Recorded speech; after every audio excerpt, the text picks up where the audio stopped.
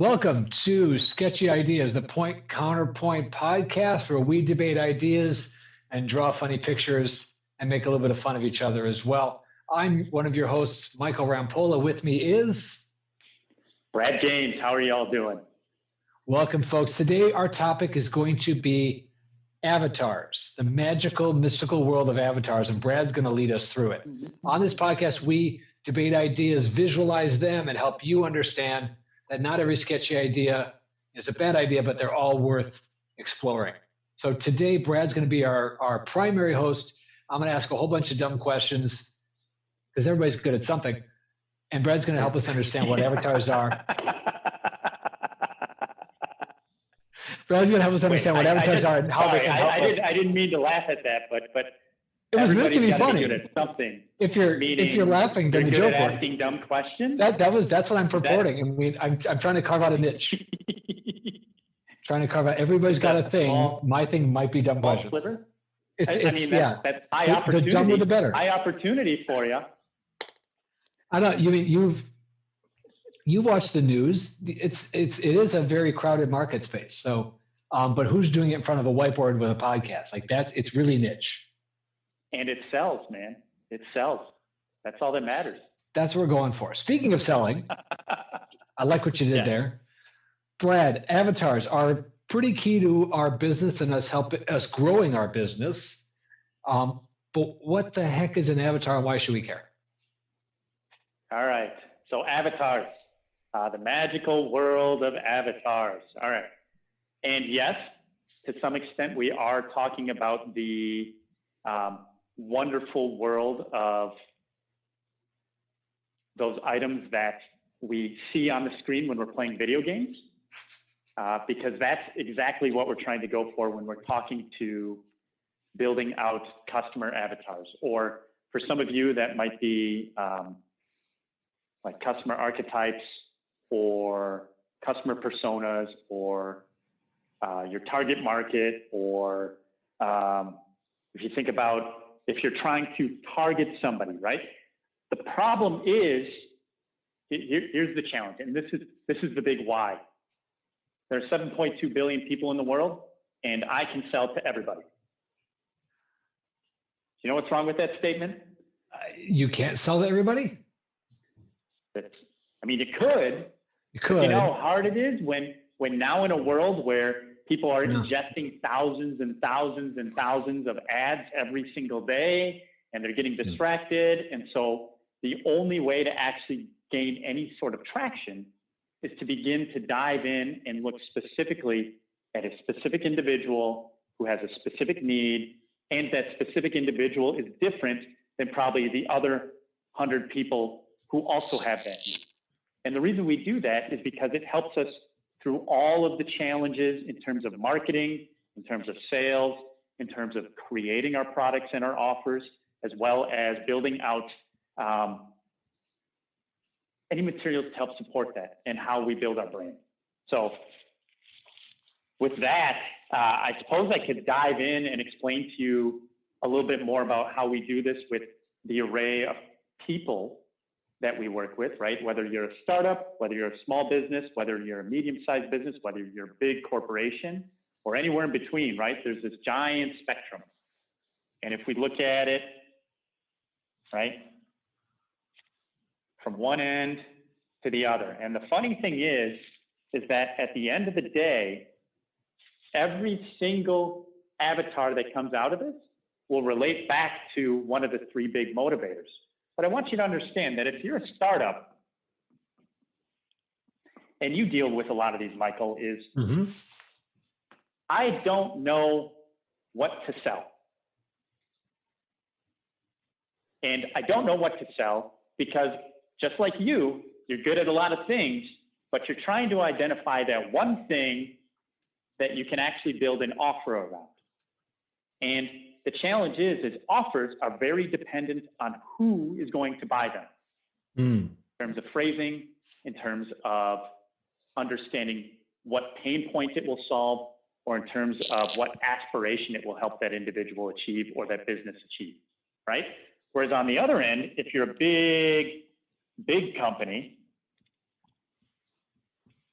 they're doing this, but as a consumer, most of the time, we don't see it because we're so focused on me, right? We're in our inner bubble. So if we can understand that as a consumer, whether I am buying for my company or my business that I work for or that I own, or if I am buying for myself, I am still in my own bubble, right? Right. And so there's this spectrum of how to do this. And the way you get to these areas is very similar. It's just dependent on the tool set and the information you have available. They have lots of information, right? Yeah. And they have very little information. Okay. So what I'm going to do today is I'm going to help you understand why the spectrum matters, because leading into next week, when we talk about building out those avatars, we're going to leverage the different tools available next week to talk about, hey, if I'm a startup, how do I build my avatar?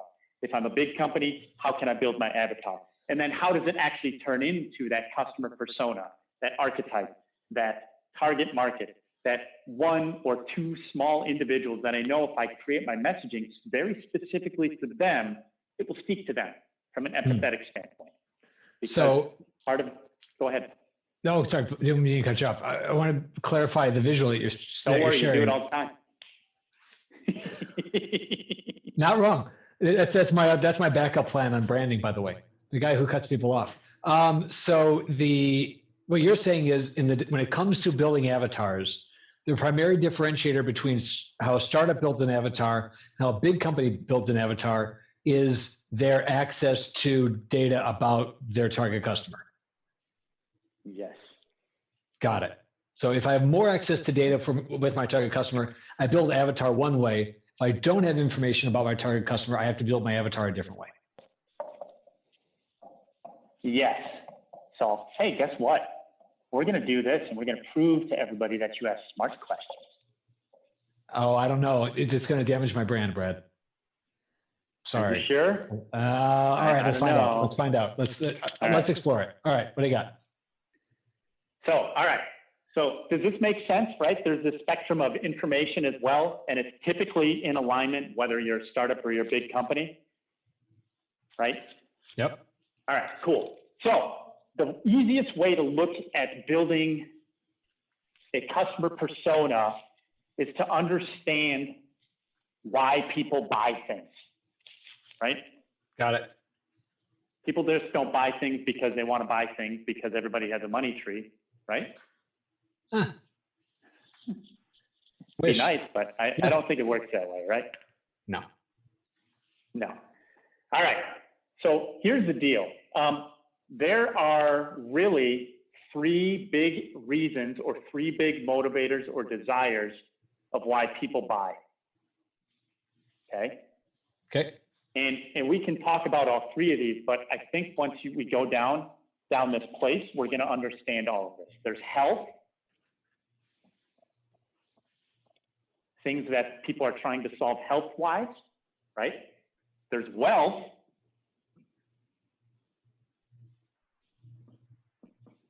and there's relationships.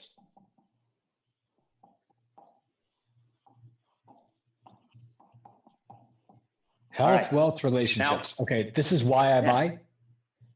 Yes, so these are the three big motivators of why people make a buying decision.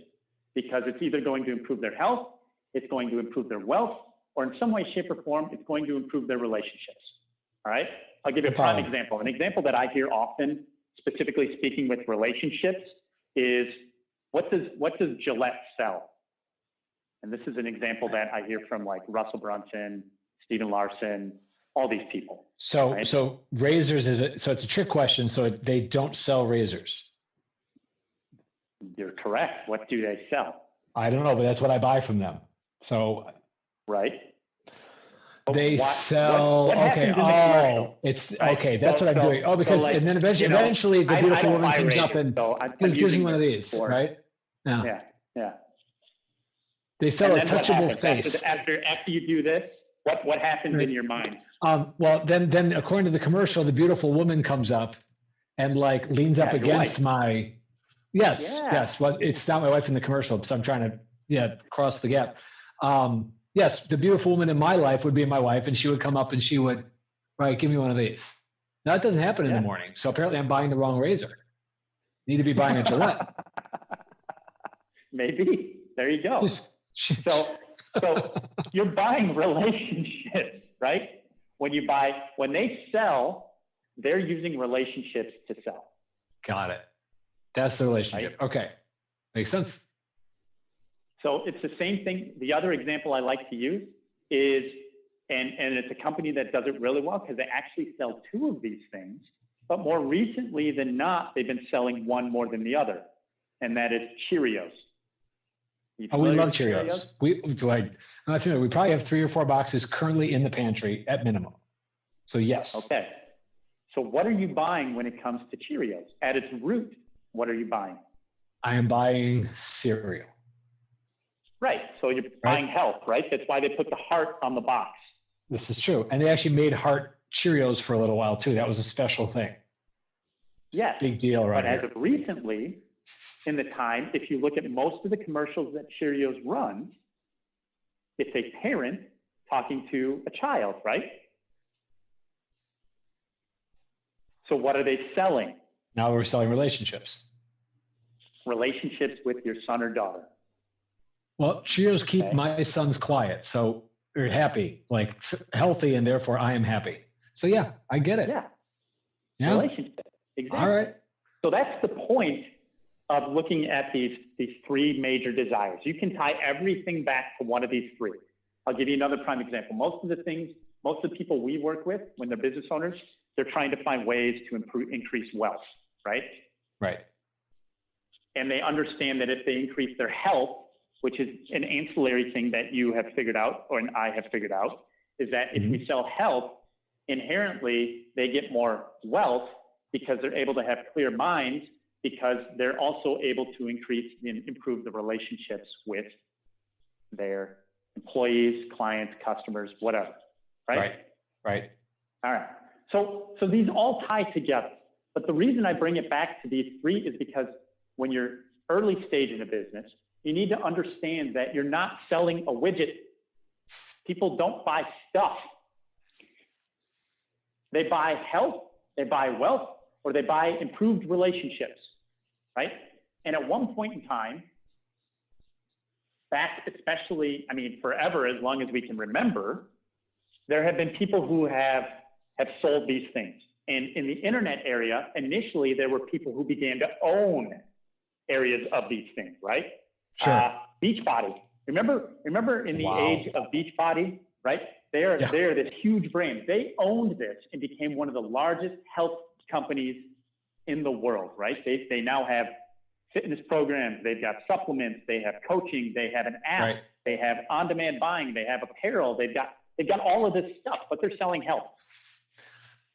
Right. Right. So now, though, in order to actively make an entrance into any of these markets, none of us have the hundreds of millions or billions of dollars to be able to just capture a whole market, right? Sure. Even if you're a large company, it's really hard to do unless you're brand and you've been doing this for a while, right? So what we have to do is we have to break this out. So I'm actually going to switch these 2 around so I can make this clear and people don't get confused. Mostly me, because you know how I get confused. Right. We're going to put wealth here. All right. And at one point in time, people were using wealth and people were just selling wealth, right? But then there were all these different ways that you could sell wealth, right? So there were these sub-markets that broke out after that. And those sub-markets became, hey, how do I create wealth by selling on eBay? Or how do I create wealth by investing in IRAs, right? Or how do I create wealth in building a business, or these are all routes to wealth. Right, exactly. Yeah, got it. Now, here's the challenge, is now these areas, owning these areas are getting very hard to break into. Right? You can't, for example, you can't just go and say, I'm going to be the real estate guy. No, you got to break it down even further. Right? I'm going to be the 5 million plus on California's North Coast real estate guy. Yes, exactly. You got to further niche it. Yes.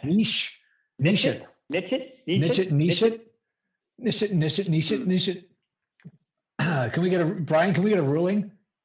Judges, let us know. Let us know which one of us is wrong, because I think we both niche it. Niche it. All I know is my computer froze, so I gotta somehow get back. You got your one cam, but it's working. Keep rolling. Yeah, that's all right. So, join. Come on. Niche it. Welcome. Hey, Brian, our producer's freaking out right now, going, Brad, pay attention, Brad. And meanwhile, we're trying to decide how to pronounce niche, and he's like, "You've lost the camera." And we're like, "Yeah, but how do we pronounce niche?" Niche. All right. He switched to tight cams. We lost Brad's wide shot. I think he's calling me fat. What are you trying to say about my wide cam? Exactly. Brian? Here, we're just gonna do this. We're gonna flip this over to here. Can we see that? Oh, he's moving the camera. He's moving the camera. He's breaking the studio. Oh no! Oh no! We spent 60 seconds getting that just right. Hey friends, this is what happens when you produce content sometimes, right? And it's live. Difficulty. Yeah, it's not a difficulty. Technical opportunities. Hey, Look at that. Actually, that's nice. That's nice and tight. Point at things. That's how do I do the thing where it looks like I'm looking right at it? Is it this one? I don't know. Anyway, if there's new talent out there that wants to own this stuff because they can do it better than me, by all means, you can sign up below. Email Sketchy Ideas Show at CC Media Group. And now accepting applications. Michael's about ready to fire me. So we're good. Stop. All right, anyway. All right, we're good. So, niche it. Show me how to niche it, Brad. Yeah, so if we niche it, there's a couple different ways, right? So with real estate, we said it could be, North California coast. The other way you could do it is like I'm selling to action figures, right? Or like, for example, bee pods, we said, hey, beekeeping, right? How to make money in beekeeping.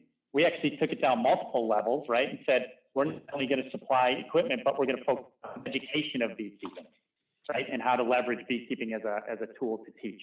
So when we look at avatars from the standpoint of the three main motivators in life, to breaking these down, where we said health is like supplements, fitness, losing weight, increasing muscle, weightlifting, supplies, and relationships. Relationships could be, there's dating coaches out there. There's marriage counselors. There's retreats and travel, right? There's all of those other things.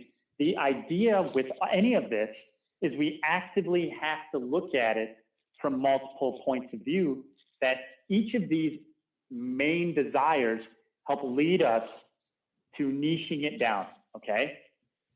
Does that make sense, Michael? Am I speaking? Let's see. Well, let's see if I got it. So here's what I've got. No, I think we're all right. So avatars is a combination of individuals and their needs.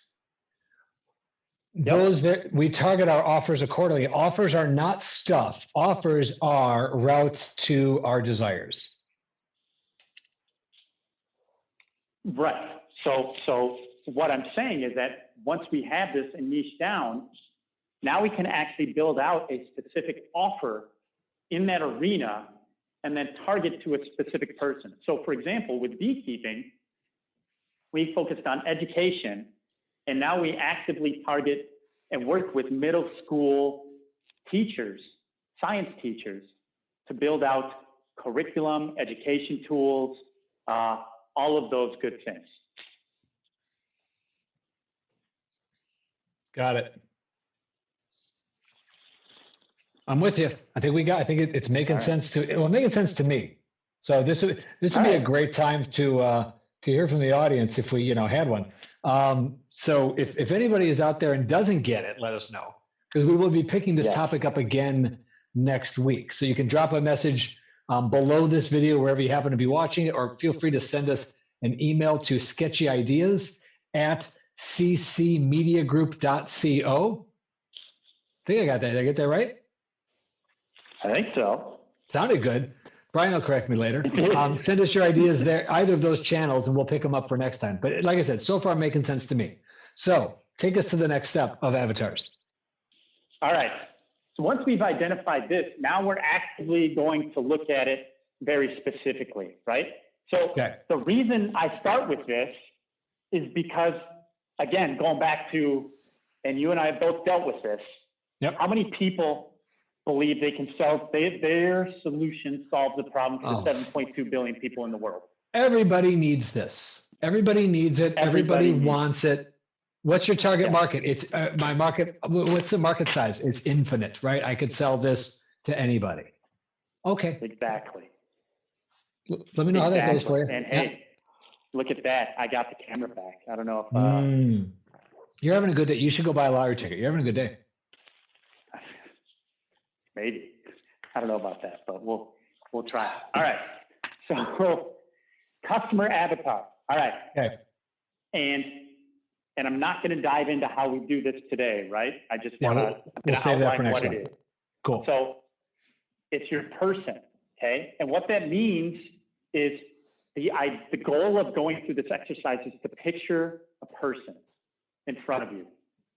So for example, if I'm selling to Mr. Rampolla, I'm going to picture Michael Rampolla, and I'm going to go all of the demographic information.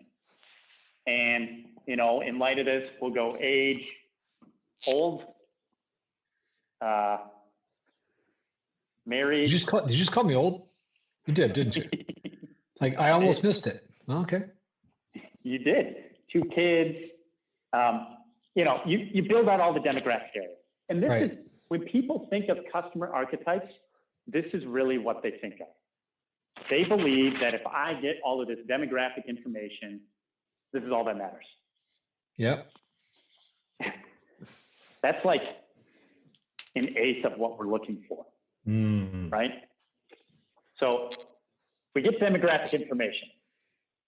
The next thing we're going to look at is, great, what are their goals and aspirations? So we're actually going to give this person like a headline. So think of your LinkedIn account or your Facebook account or any of those things, and we're going to paint that person's picture. We're going to go, if they had a headline, what would it be? If they had dreams, what would it be? If they had failures in the past, what would it be? What would they talk about, right? Who would they be as a person? Okay. Just like the backstory, basically. Yeah, exactly. We're turning them into our hero, and we're gonna try. I like the sound of that. Them inside of a movie script, right? I'll be the hero of your story, Brad. Excuse me, you'll be the hero. Perfect. I said I'll be the hero of your story. Sure. Perfect. You know, old man asks smart questions, claims he asks dumb ones, but at the end of the day, it doesn't matter because he likes to draw pictures.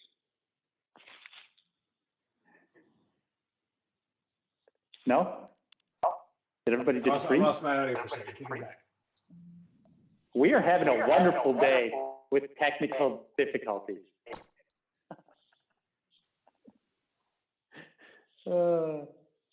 Please submit our request for technical difficulties to the circular file, because if you see a problem with it, we will send it to the correct bureaucratic agency inside of the Sketchy Ideas organization. Sound good?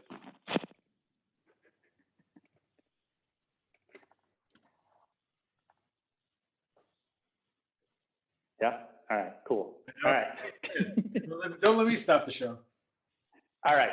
The next thing we're going to look at is behavior. What does behavior mean? Behavior means we're going to try and identify where that person hangs out. What do they read? What magazines do they read? What social media accounts do they look at? What does their job lead them to go and do? All of those details. Okay. And once we get through doing that, we begin to get a pretty good picture of who this is, right? Because we can actually begin to target and predict who this person is, rather than looking at them from a standpoint of just a picture and demographic information, right? Because we're understanding what do they buy, where do they spend time, how do they spend their time, where do they spend their money, what's important to them in terms of their value system.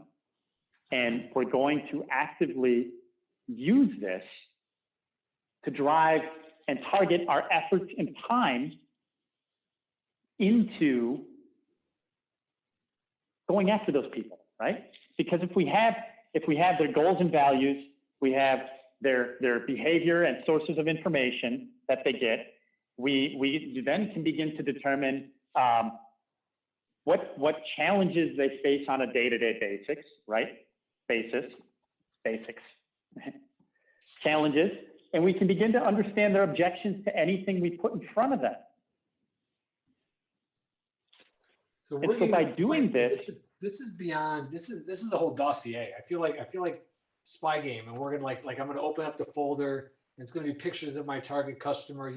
Going to the store, sitting in a park.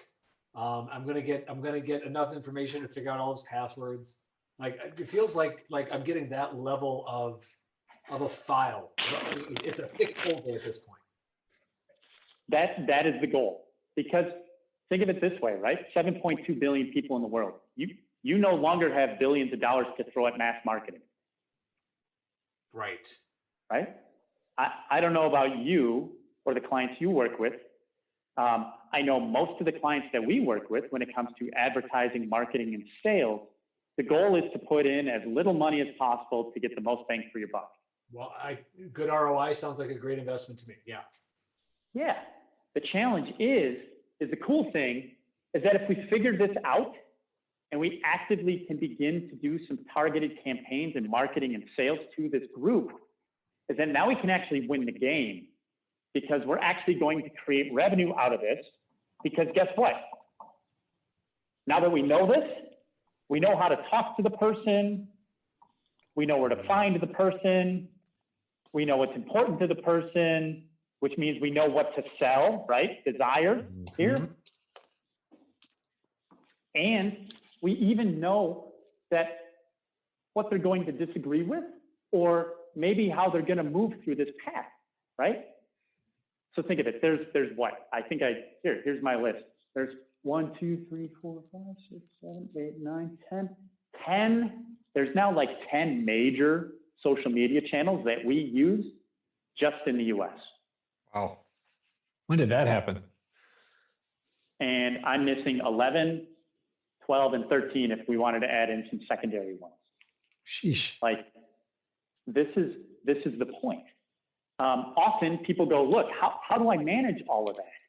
There's no way that I can hit all of those markets and all of those social media channels.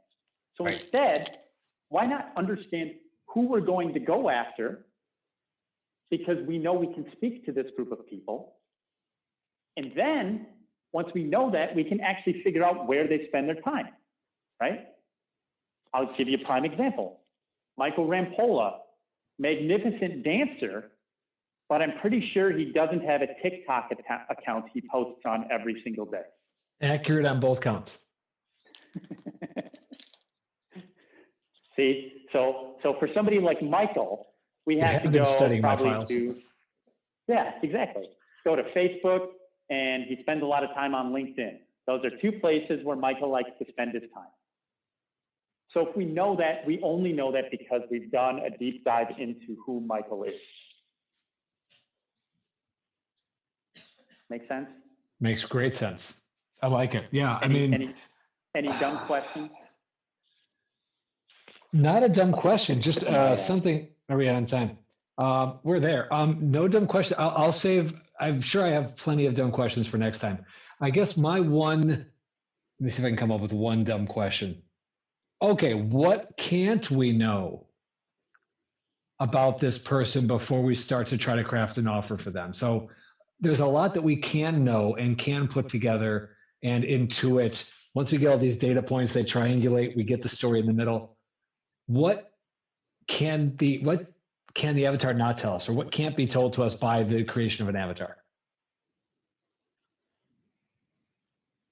And I'll leave that with depends, because it really depends on this. Good. Remember, the data that we have access to. Ah, very nice.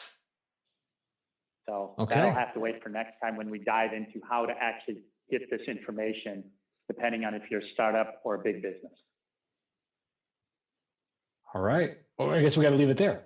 So I guess so. That was a perfect cliffhanger. That was, you left us on it depends, which, all right, folks, you got to come back and see us next time. So next week, we're going to pick it up again. We're going to answer whatever questions we can get from you, either below this video, or again, feel free to send them to sketchyideas@ccmediagroup.co. We will take those questions and filter them into our conversation next time when Brad teaches us how to build the avatar based on all of your spy game research. Buy your bugs now. Can we post an affiliate link for audio tapping devices and Sure. and spy cams? Okay, might as well. So get your questions out there. Start doing your research, and we'll pick up this conversation next time. On behalf of Sketchy Ideas, do you have a closer for us, Brad? I do. Yeah. And if you enjoyed what you're seeing and what we're talking about in this is now episode 5. We're going to keep doing this, whether you guys watch or not, just because this is like our, this is for some of us, it's therapy. For others of us, it's our lunch break, so we don't get to eat. So, take a pick on who is who. And, but if you like what you're hearing and what we're talking about, again, we want to have fun with this. We're here. Share this with your friends. Business should be challenging, but it should also be fun. And these concepts we're going through, as you can see, we joke about it. We dive into it. We try to give you some good information. And remember, what do we have to remember? Just because it's a sketchy idea doesn't mean it's not worth exploring.